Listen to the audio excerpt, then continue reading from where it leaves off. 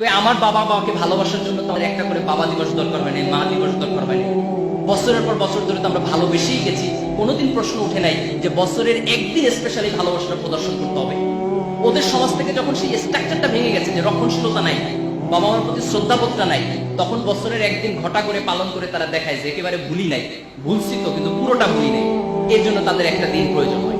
তো সেই কালচারটা আমাদের সমাজে ফিরে আনার কোনো প্রয়োজন নেই। আমাদের সমাজের যে সামাজিক বেষ্টনীর মধ্যে ভালোবাসা দিয়ে আমরা আমাদের সম্পর্কগুলোকে রক্ষা করেছি, সেই সম্পর্কগুলোকে ভেঙে দিয়ে আমরা আজকে যে ওয়েস্টার্ন সোসাইটি করতেছি, এই ওয়েস্টার্ন সোসাইটিটা আমাদেরকে একটা ভয়ঙ্কর নেগেটিভ দিকে নিয়ে যাবে। তুমি দেখো, AIDS this is a great threat to the world.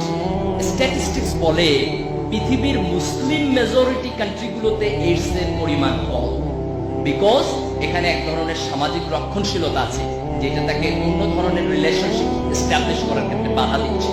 কিন্তু তুমি ওয়েস্টে যাও, আফ্রিকায় যাও, আফ্রিকায় 2 জন মানুষের মধ্যে একজন এইডস আক্রান্ত, 2:1। United States and Europe has been suffering from this fever, excellently suffer করতেছে, ভিগারাসলি সাফার করতেছে। এখন আমরা তৃতীয় বিশ্বের দেশ, আমাদের দেশে যদি এই প্রবলেমগুলো আসে তাহলে এগুলো আমরা ট্যাকেল করতে পারবো না।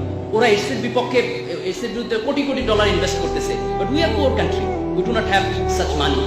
আমাদের যে ধর্মীয় রক্ষণশীলতা আছে, এইটি আমাদেরকে এইডস এর বিরুদ্ধে আমাদেরকে সংগ্রাম করার জন্য একটা প্রেরণা দিচ্ছে। কিন্তু আমরা যদি এই রক্ষণশীলতাকে ভেঙে ফেলি, তাহলে আমাদের পক্ষে এই এপিডেমিক ফর্মেটে যখন এগুলো চলে আসবে, একটা মহামারীর মতো চলে আসবে, তখন এটাকে প্রোটেক্ট করা, এটার বিপক্ষে দাঁড়ানো, এটা কিন্তু আমাদের পক্ষে সম্ভব হবে না। আমাদের সোসাইটিতে এখন একটা ফ্যাশন তৈরি হয়েছে। কেউ কেউ মনে করে যে একটা শপথ লিখে দেখলে মানুষ সৎ হয়ে যাবে, কেউ কেউ মনে করে যে ব্যান্ডের সঙ্গীতে না বলে চিৎকার চেঁচামেচি করলে একদম অ্যাডিক্টেড হবে না।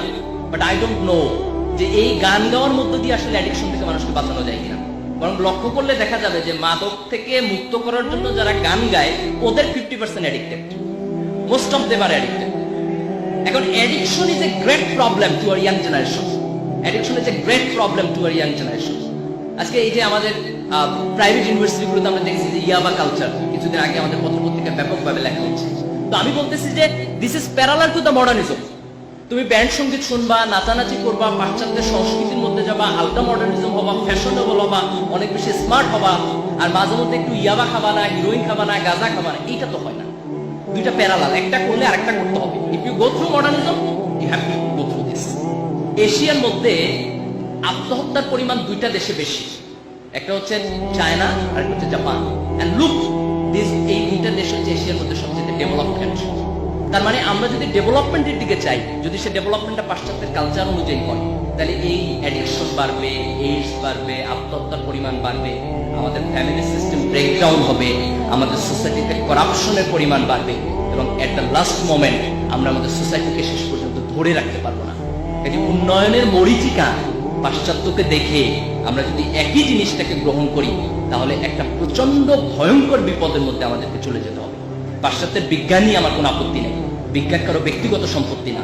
একসময় গ্রিকরা সায়েন্স এবং টেকনোলজি ডেভেলপমেন্ট করেছে, তারপর মুসলমানরা গ্রিকদের কাছ থেকে নিয়েছে, তারা নিজেরা ডেভেলপ করেছে, আবার মুসলমানদের কাছ থেকে পাশ্চাত্য নিয়েছে, আবার প্রয়োজনে পাশ্চাত্যের কাছ থেকে মুসলমানরা নিবে। সায়েন্স এবং টেকনোলজি ট্রান্সফারেবল, নলেজ ট্রান্সফারেবল, একজনের কাছ থেকে আরেকজন নিবে। কিন্তু পাশ্চাত্যের বিজ্ঞানকে গ্রহণ করার সাথে, পাশ্চাত্যের জ্ঞান এবং প্রযুক্তিকে গ্রহণ করার সাথে, একই সাথে আমরা যদি পাশ্চাত্যের কালচারকে গ্রহণ করি, একই সাথে যদি পাশ্চাত্যের এই খোলামেলা সংস্কৃতিকে, পাশ্চাত্যের নগ্নতাকে আমরা গ্রহণ করি, পাশ্চাত্যের এই তথাকথিত ফাস্টনেসকে গ্রহণ করি, তাহলে সেইটা আমাদের জীবনে এমন ভয়ঙ্কর অধপতন ডেকে আনবে যে আমরা এই পুরো সমাজ ব্যবস্থাকে আর কন্ট্রোল করতে পারবো না। পাশ্চাত্য হয়তো তার নিজের সমাজের মধ্যে এক ধরনের অ্যাডাপ্টেশন তৈরি করে ফেলেছে, কিন্তু ওইটা আমাদের জন্য পরদেশী সংস্কৃতি। আমরা সেই অ্যাডাপ্টেশন তৈরি করতে গেলে আমাদের সামাজিক স্থিতিশীলতার মধ্যে এমন একটা বড় ধাক্কা লাগবে, এমন একটা বড় ভূমিকম্প হবে, সেই ভূমিকম্প আমরা ট্যাকেল দিতে পারবো না। আমাদের সমাজে সেই ভূমিকম্পটা শুরু হয়ে গেছে। আজকে মোবাইল পর্নোগ্রাফি নিয়ে প্রচুর কথাবার্তা হচ্ছে, এখন অভিভাবকরা আছেন, আমি খুব খোলামেলা বলতেছি, this is the burning issue.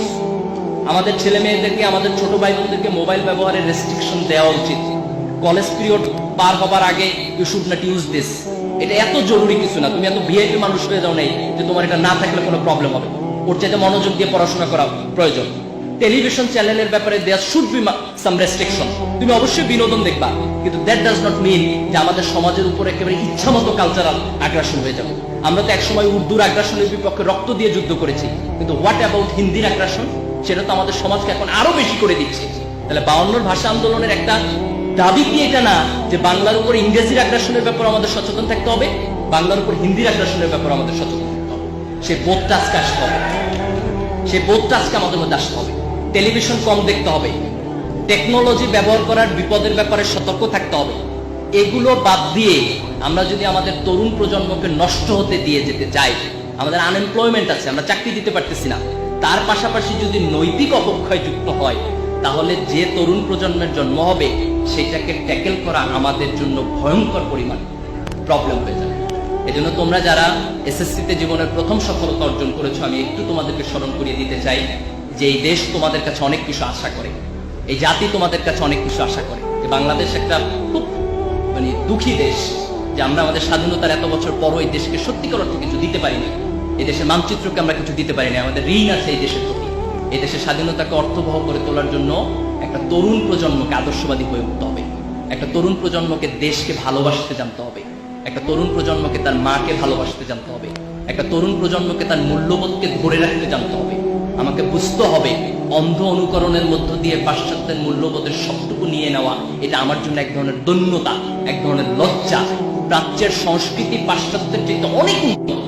পাশ্চাত্যের জন্ম হয়েছে সারা পৃথিবীতে লুটপাট করে, তারা আফ্রিকার দাসদেরকে, আফ্রিকার মানুষদেরকে দাস বানিয়ে এবং এশিয়ায় উপনিবেশ স্থাপন করে আজকে পাশ্চাত্যের সংস্কৃতি উন্নত হয়েছে, তাদের ডেভেলপমেন্ট হয়েছে।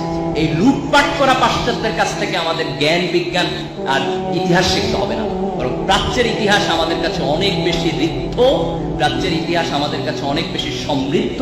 সে প্রাচ্যের ইতিহাসের কাছ থেকে বোধহয় আমাদের একটু জীবন দর্শন শেখার প্রয়োজন আছে। এর বাইরে গিয়ে আমরা আমাদের দেশকে একটা কাঙ্ক্ষিত স্বপ্নের দিকে নিয়ে যেতে পারবো না। এটা তরুণ প্রজন্মকে আজ অনেক বেশি চিন্তা